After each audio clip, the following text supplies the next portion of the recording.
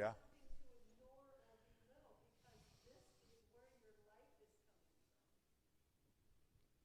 Fascinating. Yeah. No doubt about it. What would be the outcome? Just thinking about what you said, because you're right. These words are life. This is repeated, and I just can't help but think of the chapter. I think was it 28, the blessings and the curses. So applicable today. What would be the result if somebody other than Moses would have written Deuteronomy? Have you thought about that? What do you think the book would look like if somebody other than Moses had written it? Go ahead.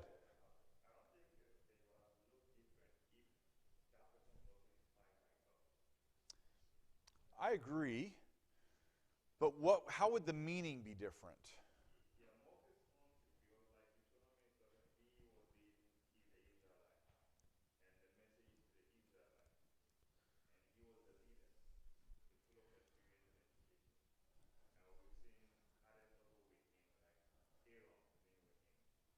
Mm-hmm.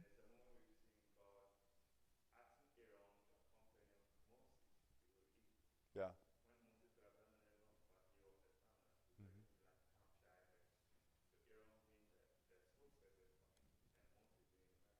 Okay.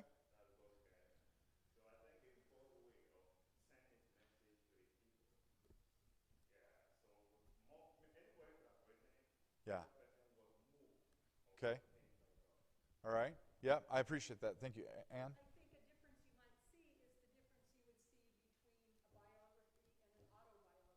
Okay. Yes.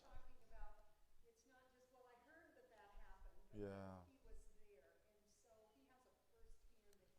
Yeah. Bird's eye account.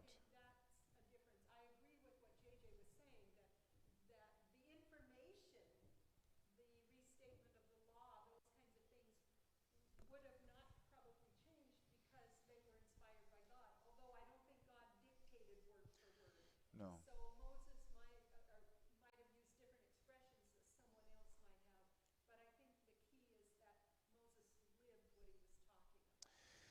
Yes, and to piggyback on that, I think of the Ten Commandments.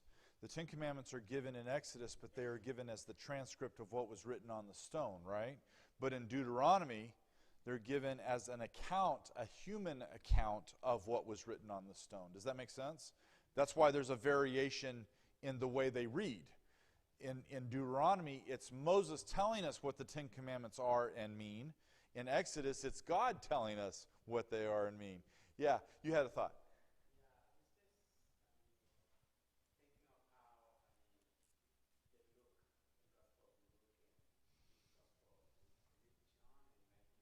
Yeah.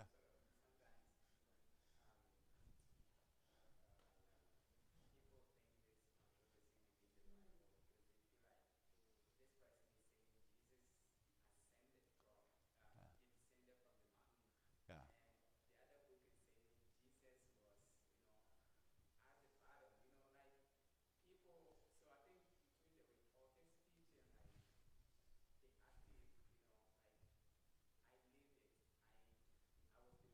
Yeah.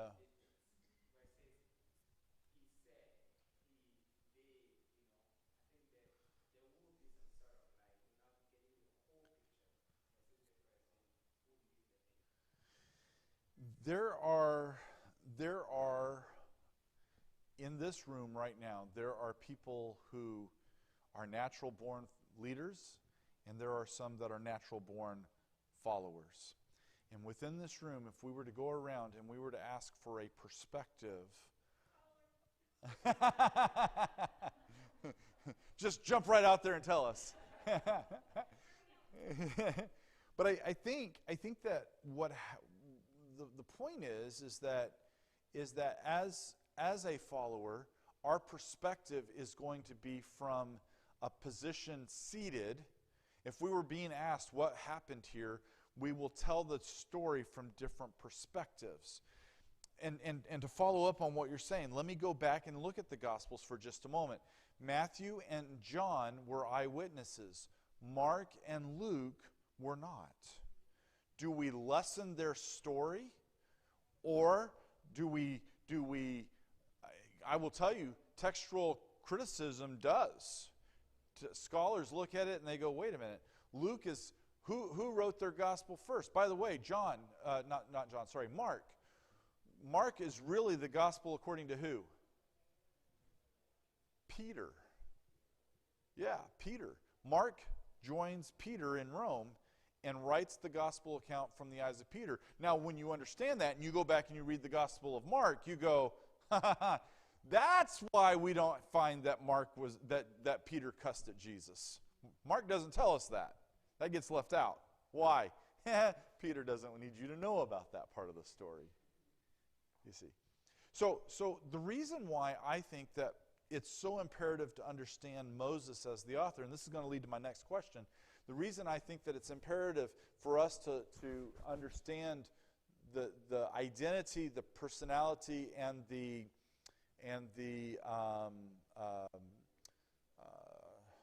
influence of Moses in Deuteronomy is for all the things that we've heard. Yes, God could have given us that information through any other way, and it could have come out even similar word structure and sentences content. But when we understand that Moses was the living, he was the living witness, he was the living example of having gone through this himself, to me it adds depth and it adds value and it adds meaning to the story. I can tell you a story that will impact you and make you think about life, but nothing is more impacting than the personal testimony of an individual who can share where they've come from. And what's really amazing to me is that Moses is pretty brutally honest about his own experience. Genesis does not claim to be written by Moses. You know why we know Moses wrote Genesis? Anybody? It's not in the Bible. He wrote Job. We believe he wrote Job, but we don't know that for fact either. The reason why we believe that Moses wrote Genesis is because Ellen White tells us he did. So just be very clear as an Adventist that we have that confirmation through the inspired pen. But I will give you another reason. When you read the sentence structure and you look at it grammatically, Genesis follows the pattern of Exodus, and we know for fact that Exodus was written by Moses, Deuteronomy was written by Moses, because he self-identifies. Okay? Now, why is that important?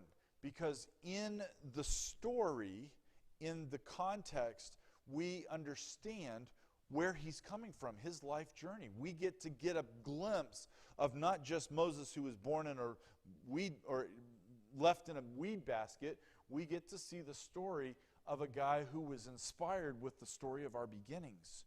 And since this person has been inspired with our beginnings, it gives depth and value to the rest of the religious experience that he's trying to impart to us. The reason why Deuteronomy is written is to enrich and empower the Israelites to have a better relationship with God as they move into the Promised Land. And in many ways, I see our church today poised just like the Israelites. There is a paradox here of we are waiting for Jesus to return. We're waiting to enter the Promised Land. Are you with me? And so, in many ways, the book of Deuteronomy is a book of encouragement to God's people as they prepare to enter the Promised Land. Does that make sense? All right, so let's look at a couple of things and learn about the character of Moses a little bit. By the way, I follow the outline from the Hope TV. It's the Hope Sabbath School, but you'll discover as you're looking in your Sabbath School lesson, you'll be able to see where I'm at as we're going down through here. So let's look at Exodus chapter 2, verses 11 and 12, and there are some incidents that happen in Moses' life that tell us about the character of Moses. And the first one is in Exodus chapter 2. So let's take our Bibles, and if I can get a volunteer to read from Exodus 2, and then we'll do the other ones as well. Exodus chapter 2, verses 11 and 12. Yeah, please.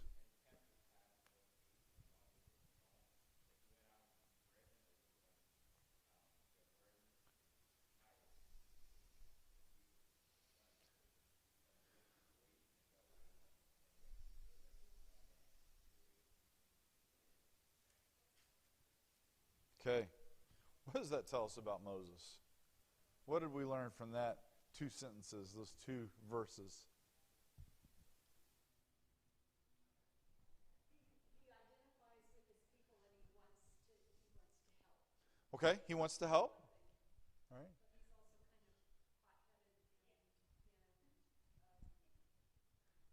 But he's also kind of hot-headed and maybe acting without giving proper thought. I identify with Moses. Do and then think. Unfortunately, that was me for many, many years. I also had Peter's problem: open mouth, insert foot. Yeah. He is. I would say he's impulsive. I would say he's sneaky. I would say Moses probably had a character of one that wasn't very trustworthy. Why? What does the Bible say? He looked this way and that. What's he trying to do? Can I get away with this? Yeah. Well, I mean, he was raised in the king's court to be a military leader. Mm-hmm. And he had evidence, which was a very good one, of what we know here from that he was actually really, really good at what he did. So I would imagine he would have a little strategy. I mean, if he's planning on killing somebody, it may not have been the first time that he had, in the context of he had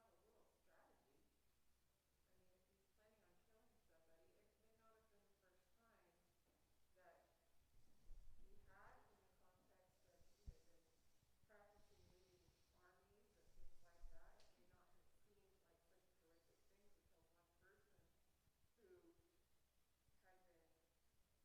such terrific things until one person who had been disobeying or treating others disrespectfully when he's in the king's courts, and if you walk into the courtroom and you're not having the right decorum, you could be killed for that. Mm-hmm. So death was all around him. And it wasn't just like he walked out of the Hebrew village 12 years old and went and killed somebody.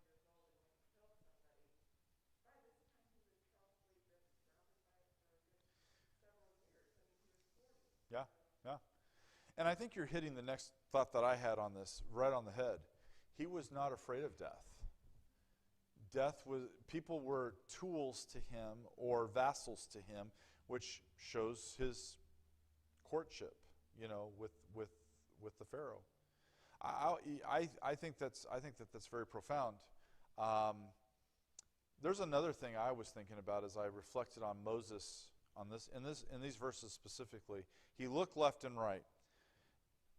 The Hebrew is trying to give us a word picture. It's trying to help us to understand. He's looking around to see if anybody sees him. Okay, so there is some premeditation in this moment. But isn't that what his entire life was founded on? Think about that for a minute. There is a dichotomy here in that Moses' life was born out of deceit. They kept him alive by deceit. He was supposed to die. Right? So as he's being raised and mom is teaching Moses about the true God, and we believe and we know that this is what she did, how is she doing that? How is she framing that? Mom, everybody was supposed to be killed. How come I'm not dead? I cheated the system, son. Right?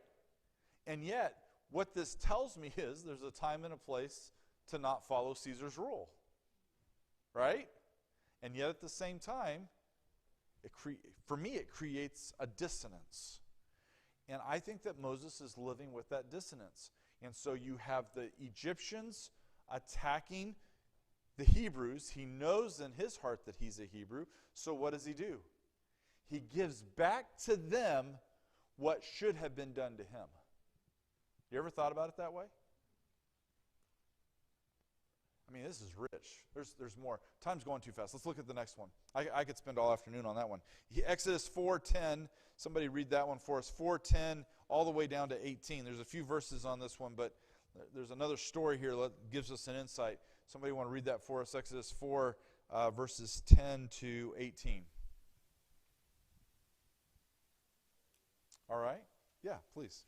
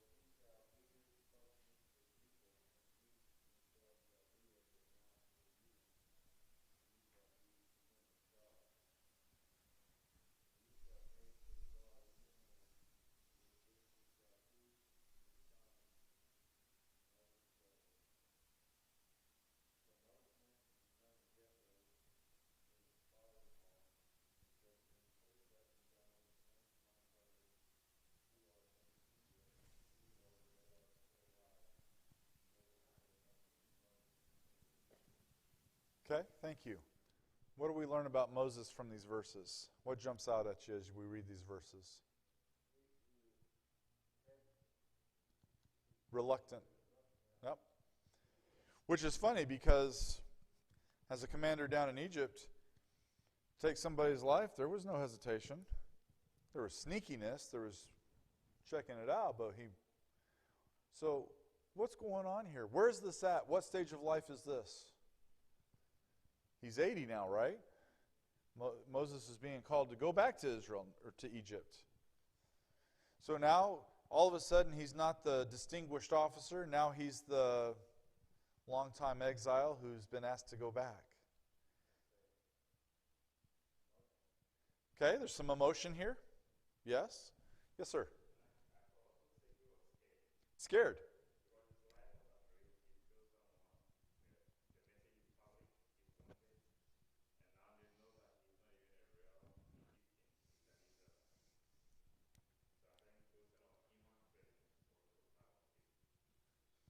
Yeah, yeah. There's fear. No, there doesn't seem to be much confidence at all, does there? I can't speak the language anymore, God. Got all these problems. Yeah. Yeah.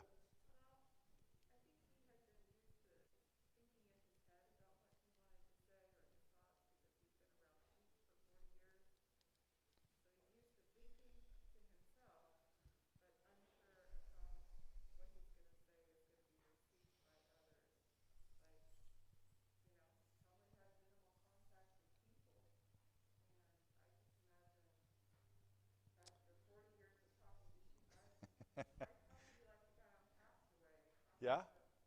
Yeah. Talking to a ball. Wilson. Yeah. Yeah. No, I do agree.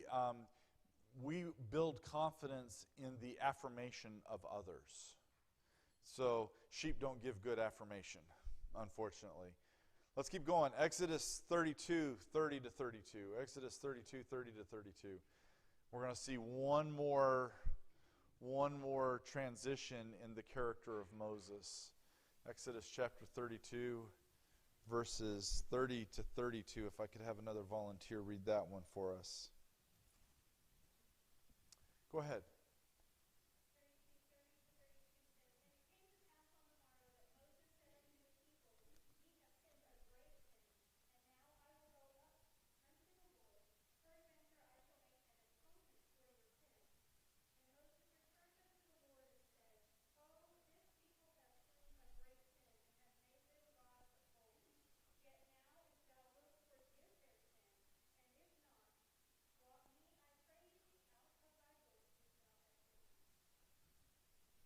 This is pretty amazing to me. What is he actually saying? God, I'd be willing to die so they don't have to. Not only is he saying, God, I'd be willing to die so that they don't have to. God, I'd be willing to die permanently, forever, with no hope of resurrection, so that these people could live. There's only one other man that I know of that did that. That's a pretty profound thought. Now, here's the next profound thought. We're talking about Moses being all of a sudden scared, timid, fearful, not wanting to go back into Egypt. When does this story take place? It's not very long. In fact, if you go back and you look at this in the context of everything, we sometimes forget that Israel went straight across to the Promised Land and got there within 80 days. They are on the banks of the Jordan River within 80 days of leaving Egypt. We forget that because we get caught up on the 40 years of wandering in the wilderness. But we forget about them sending the spies in and spying out the land. Remember that? And they were gone for 40 days. So 120 days later, they get it's actually 120 days later. So basically not quite 6 months. And now they're being condemned to 40 years in the wilderness. So where does this story transpire in the chronology of the story? Is this before they get to the promised land, or is this after they're spending time in the promised land? If my memory serves me correct, this is on the front end of that.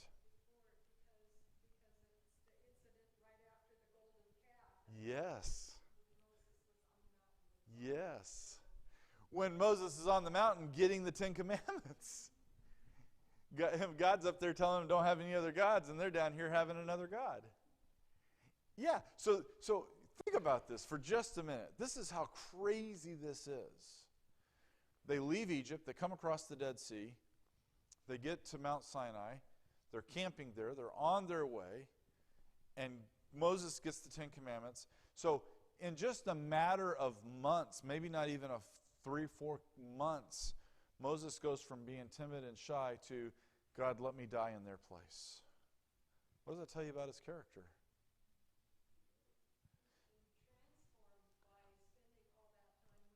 Yes. Yeah, he has. He has.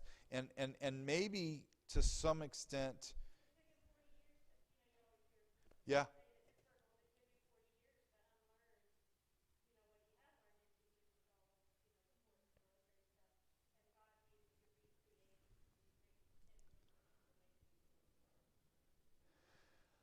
I wonder how much of what Moses, I'm trying to figure out how to phrase this. I wonder how much the plagues in Egypt had a profound effect on his faith. I mean, it's one thing to say this is going to happen. It's another thing to watch it happen. I mean, can I just be honest? Even if God gave me the power to part the water, I'd be like, wow, check it out. You know what I'm saying? I mean, can we just be real for just a minute? I'd be like, do you see that? And I think it had an amazing impact on Moses' ability to lead, to guide, to direct. Yeah.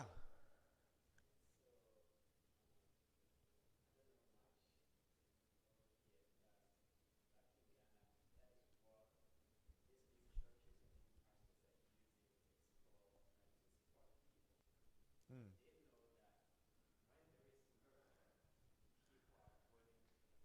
Yeah.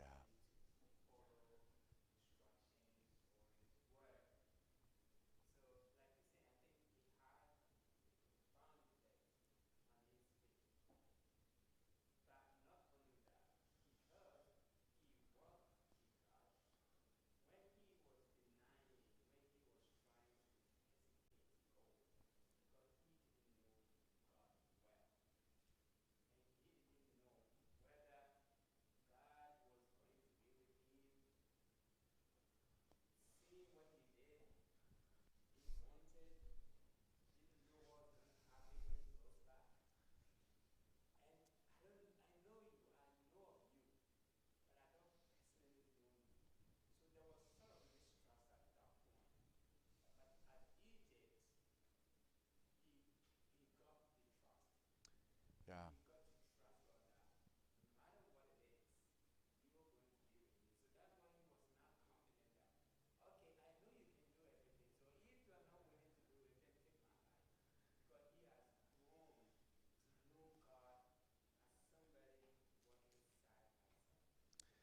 That's a pretty amazing thought, because at the burning bush, we have evidence that he knew who God was.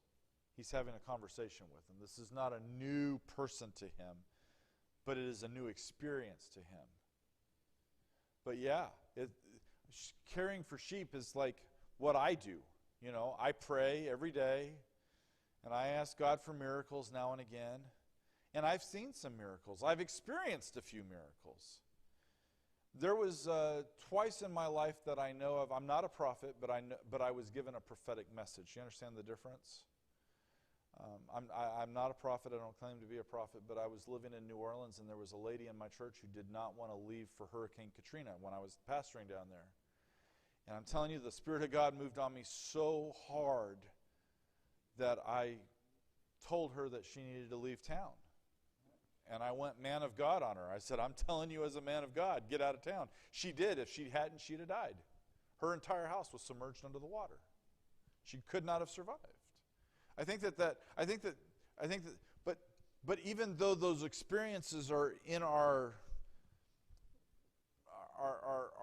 trajectory and our course, I think it's also easy for us to lose sight of them because we don't see the miracles of God on a daily basis or even a weekly or monthly basis in our lives today as we see or perceive that they happened in the days of the Bible. I mean, let's just be honest. If you're walking down the street and you see a funeral coming and all of a sudden the dead person's walking around alive and well, that's a pretty big deal, right? And people that couldn't speak before, now they can speak. And Moses is the same way. He throws his rod down. All of a sudden it's a snake. It eats the other snakes, and then it goes back to being a rod. And the river turns red. And I mean, we could just go through this long list and litany of things. That has a profound effect on our journey of faith. I think I saw your hand. Yeah.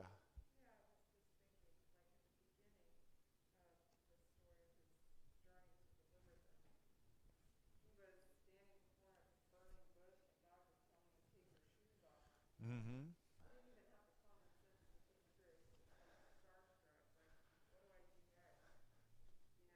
Yeah.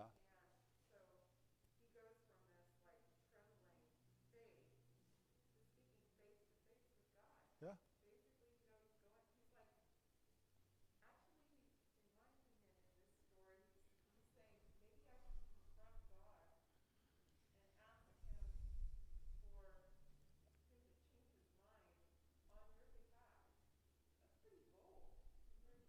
Mm-hmm. Yeah. Yeah. Pretty phenomenal. I thought I saw another hand. Yes.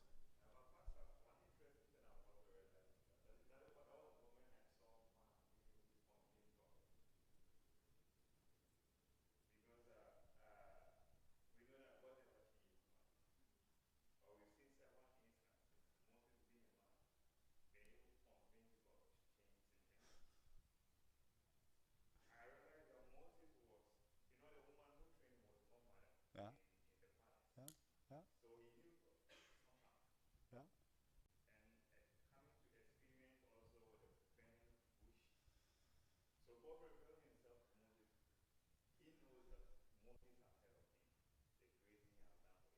Yeah.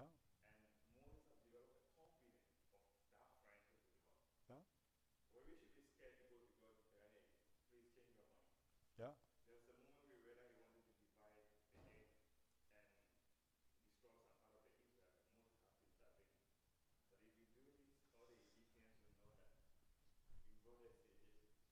Yeah.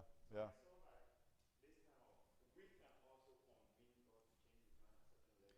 Mercy.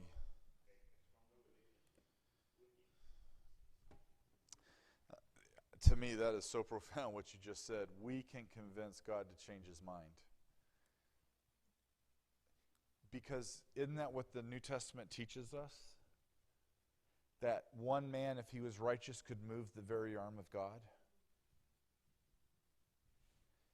You want to hear a phenomenal, to me, phenomenal and staggering thought is that Moses speaks of the power and the might of God's arm. Is not the arm of Yahweh powerful enough? And yet, and this is what we see all through the scriptures, that God is powerful and mighty just with his arm. But when you read the story of the plagues that Moses is at the heart of in Exodus, the wise men of Pharaoh said, this is the finger of God. Have you thought about that? It's not by accident that they say it that way. This is the finger of God. In other words, man, God hadn't even begun to move against us. If God's arm is that strong, we're just dealing with his finger right now. I mean, that's just staggering to me. Yeah.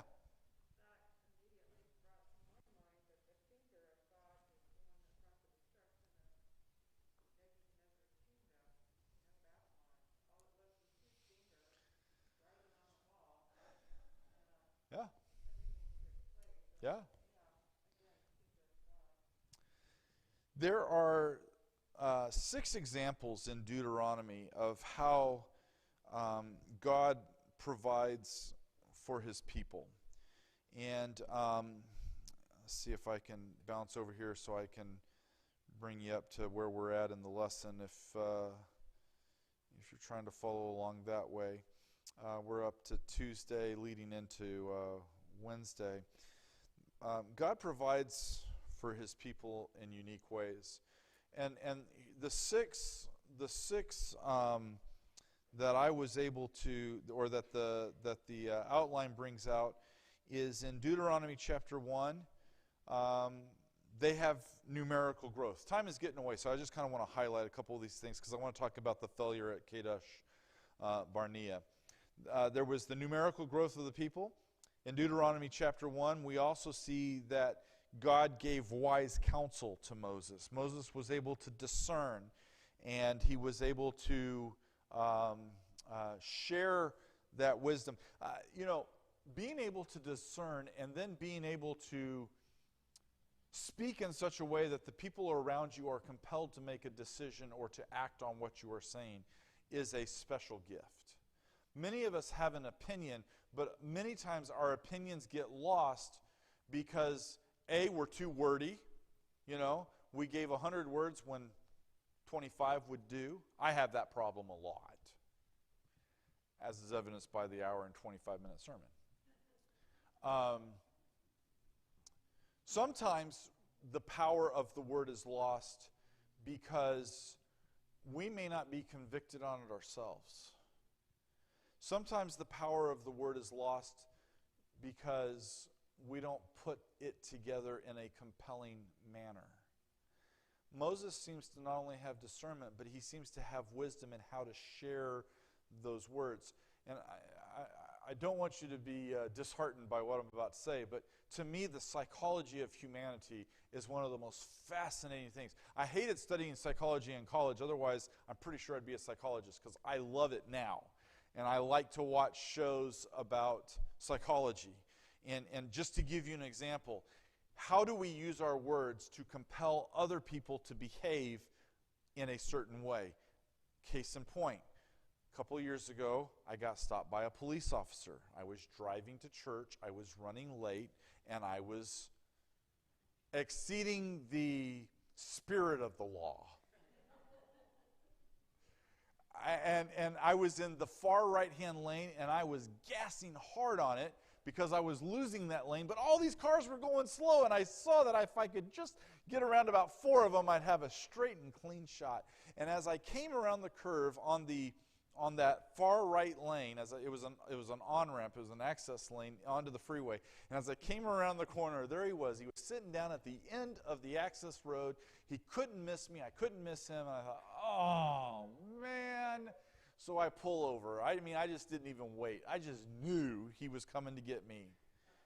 But I put my psychology to work. Don't judge me. I'm just being honest. He came up to me and he said, "Do you know why I stopped you?" And I said, "Yes, I was speeding." Now, you're not supposed to tell them what you do, but I did. I told him, I said, "Yes, I'm speeding. Listen, I'm a pastor, and I'm trying to get to church this morning." He's like, "You're on the wrong day." And I said, "No, I go to church on Saturday." "Are you Jewish?" "No." This little conversation happened. I said, "But listen, officer, I'm not trying to be rude. I'm in a hurry. I will slow down and I will drive the speed limit, but I understand that you have to give me a ticket. And I know that can make for some cops to have a bad day, but I give you permission to write me a ticket so that I can be on my way." He says, "I don't need your permission to write your ticket." I said, "I know. I'm sorry. I just didn't want you to feel guilty about it." "Oh, I'm not going to feel guilty because I'm not writing you a ticket. Now slow down and get out of here." My wife says, "You turkey! That isn't even fair." Now, the only reason it worked is because the guy came up with an attitude, and he was going to tell me who was boss. So I was letting him know that I was submitting to him being boss. But in submitting, I made him feel like I was inferior, and he wasn't going to let that happen, and so he let me go. Simple psychology is all it was, all right? I'm telling you that because I believe that that's what Moses employed as he dealt with God's people. Moses seems to have the ability to quell insurrection in the crowd just by speaking what's on his mind. Moses not only has discernment, but he has the gift of understanding how to use words to motivate people to a certain outcome. Does that make sense?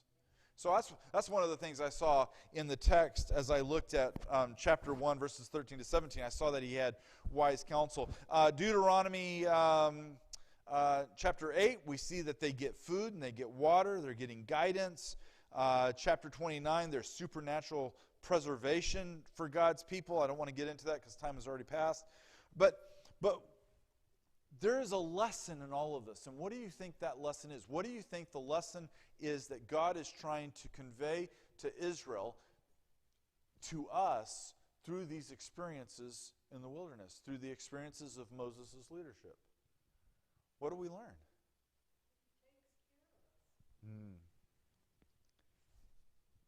Yeah.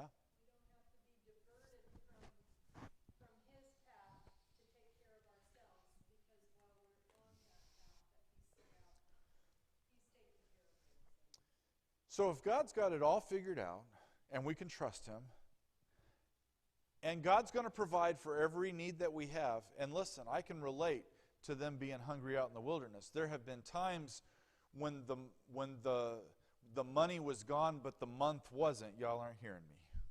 Like the pantry was empty, but so was the checkbook. Okay? But I've never missed a meal. You can tell I'm carrying a spare tire. You know, I've never missed a meal. God has always provided. A couple of years ago, I'm traveling. I'm out of town, and like literally, I am praying just to get back home because I do not have a dollar to my name. My wife and I did not have a credit card. We did everything by cash. The cash was gone. I'm in an airport on the other side of the country. I am praying that nothing goes wrong because if it does, I am going to miss a meal.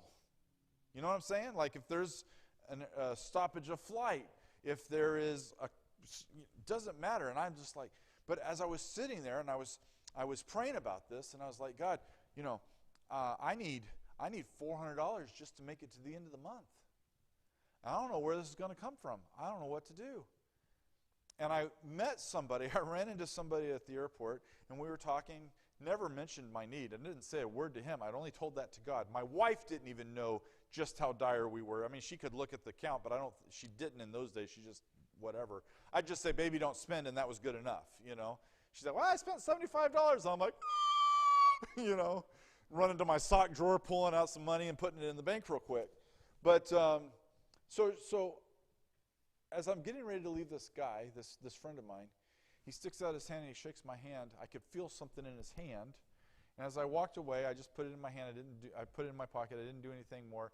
And when I got on the airplane to start the flight home, I remembered what was in my pocket. So I pulled it out to look at it, and it was $400 cash and a little note. God had just impressed him to do something for me to say thank you. Before we call, he answers. And I see this happening in the story of Moses.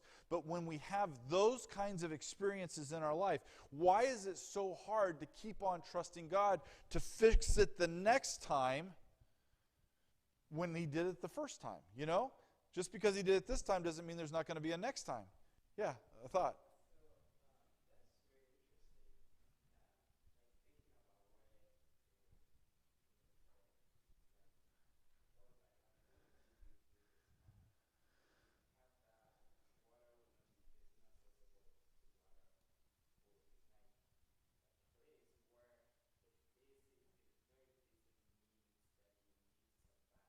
Yeah.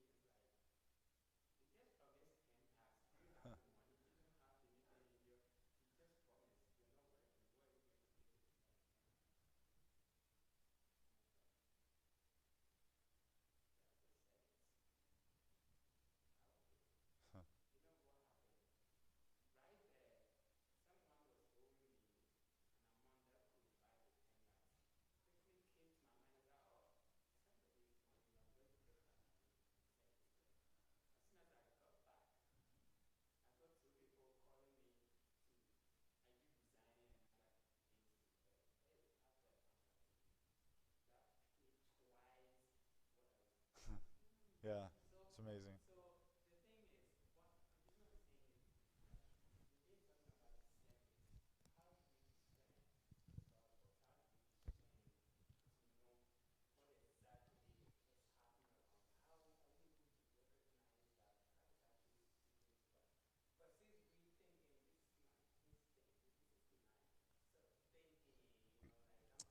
Well, yeah, yep.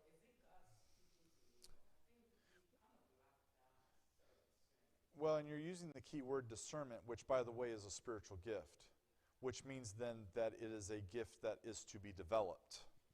So it's not going to happen overnight. It's going to take time. Linda?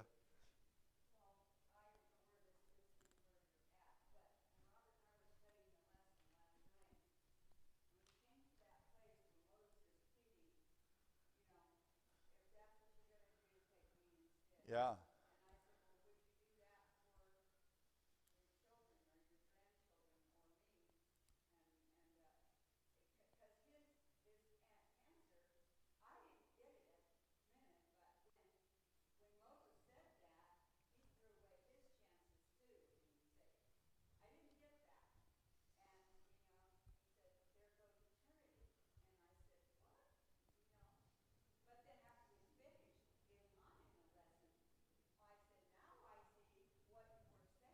Yeah.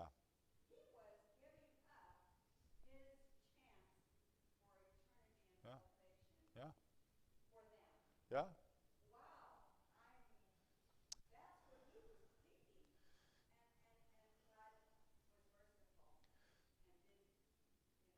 And didn't impose it. This is going to lead me to where I wanted to go. The experience you're sharing, this faith journey. How does he get from that, where he's willing to die on the behalf of his people with an eternal death, to we get to Kadesh Barnea, where he has an utter and total breakdown? I mean, Kadesh Barnea, if Moses didn't write it, it would be a whole lot easier to believe it. But the fact that Moses writes it is staggering to my mind. You know? So what do we do with this? Valerie, did I see your hand? No. What do we do with this? Here we come to Kadesh Barnea, and he reminds the children of Israel of their failure, and what happens to him? He has his own failure, doesn't he? This whole rock incident is a fascinating. We don't have time to break it down. One of these days I should write a sermon series just on there is so much there. Let's see if we can do it in just a few moments. First of all, he was told to do what to the rock? Speak. What is the significance of speaking to the rock instead of striking the rock?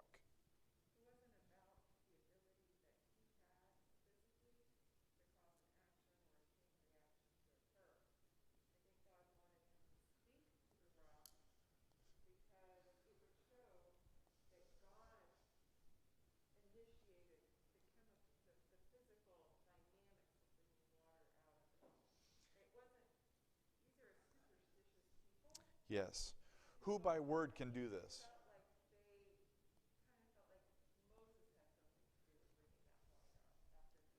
Yeah.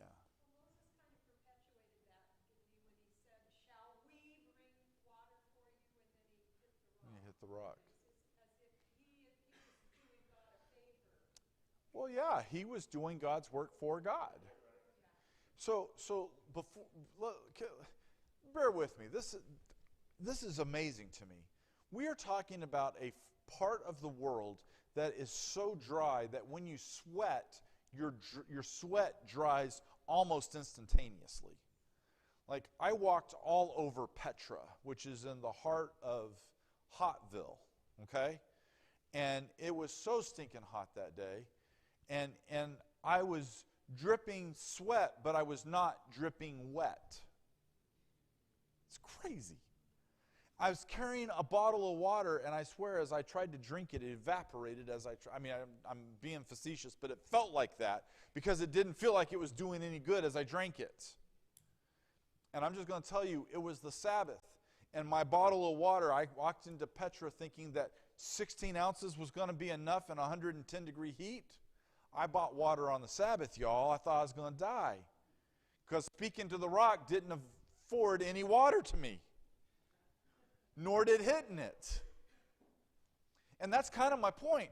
The Israelites felt like they were in this spot, but they're complaining like they always do. And don't we complain all the time? Aren't we good gripers and complainers? I excel at it, I just want you to know. If my wife were here, she would have said amen. So the Israelites do this. And so here's Moses. And God says, speak to the rock, because there is no possible way for water to come out of that rock just by talking to it. I'd have better results of speaking to the wall than I would some of these other. You understand?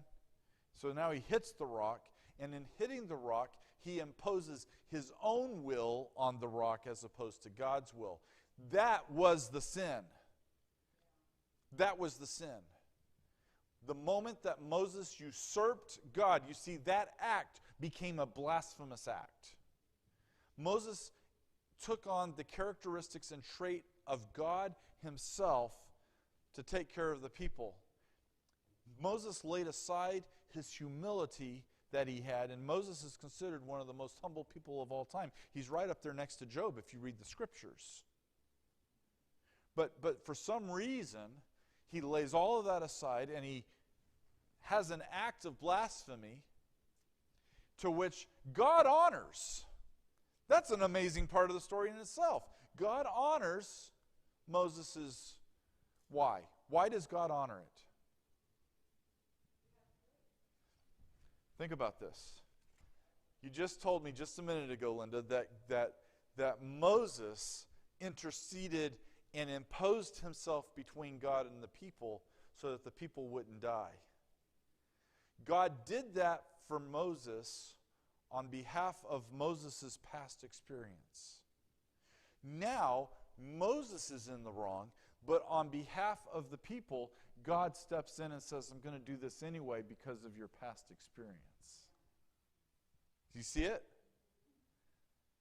And so God, and that's one of the things I mentioned in the message this morning. People don't want their past to have an impact on their present. You can't run from your past, good or bad. The only time your past will cease to matter is when Jesus comes and makes you perfectly new. It's the only time.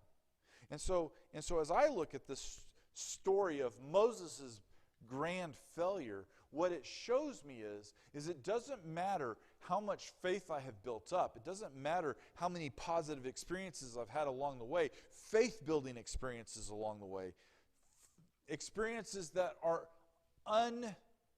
unimaginable to comprehend without having been able to see it.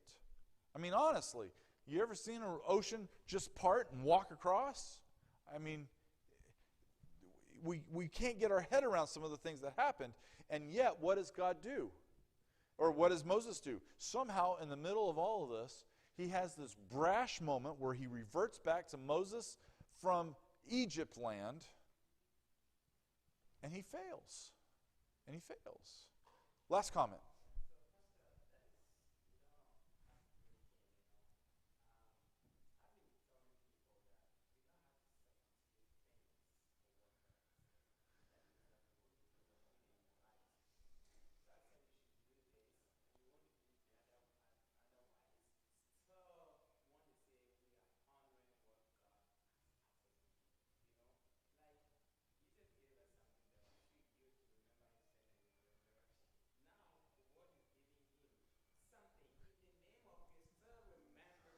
Yeah. Yeah.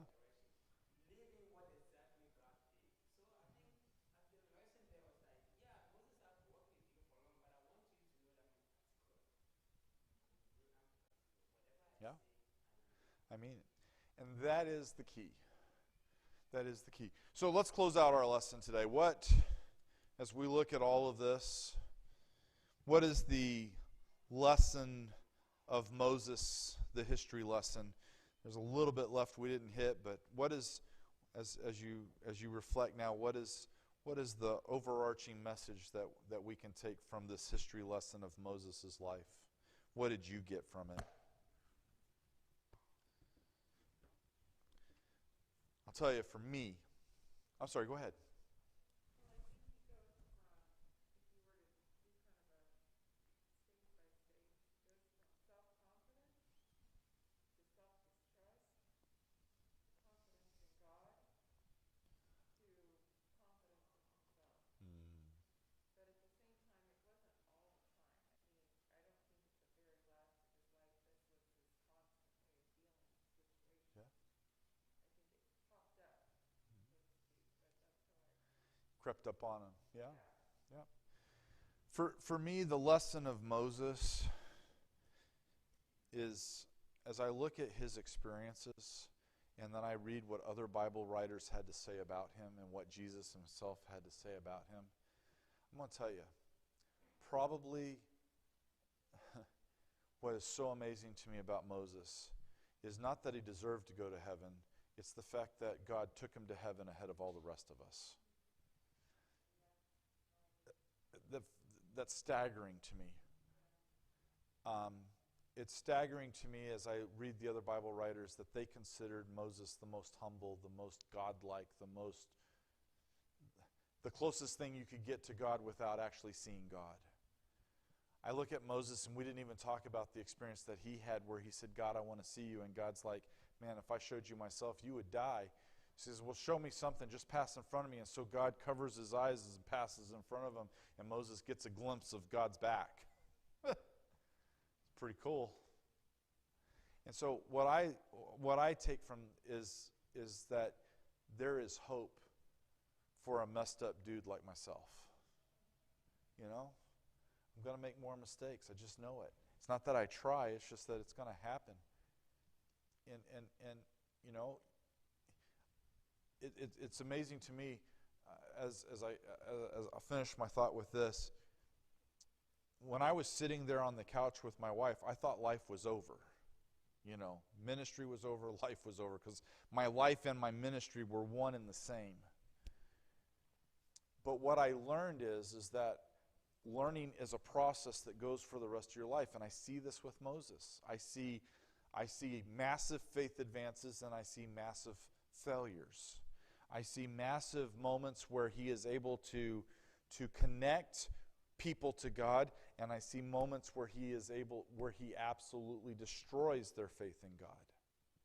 I see moments where Moses is able to be right next to God, and then I see moments where he's not able to enter into God's presence. But what I take from that all the way through is that all the way through there's repentance, there's motivation, there is self-acceptance. What does the Bible tell us Moses does when God tells him he can't go to the promised land? Does Moses put up a fight? He actually literally lays down and dies. Okay, God, if I can't go to heaven, I've done everything I can. The Bible says he lays down and dies. And we don't know how long he was dead for, but the Bible tells us that God came and got him. And that there was a battle at his grave between God and Satan. Don't believe me? Go read that in Jude. There was a battle between God and Satan. Satan said, he blasphemed you. That's a reason he stays here. God says, not buying. That's it. So for me, there's a lot of hope and comfort. There's a lot of encouragement in the story of Moses. Our time is up. I want to have a word of prayer. And I've talked so much, I'm hungry, so let's go have a picnic. What do you say? Let's pray. Father in heaven, thank you so much for the word, and we thank you so much for the examples of heroes in the Bible. Pray that our own experiences and our own journeys would be similar, that they would be journeys of faith, learning, and growth. That every day that we would come closer to Jesus, that we would more reflect him to the people around us. And that even when we make mistakes, we'd have the humility to understand, to confess, and to beg for your forgiveness. Thank you in advance, Father, for always hearing us. Bless us the remainder of this day. As we go Sabbath in the park, we ask this in Jesus' name. Amen.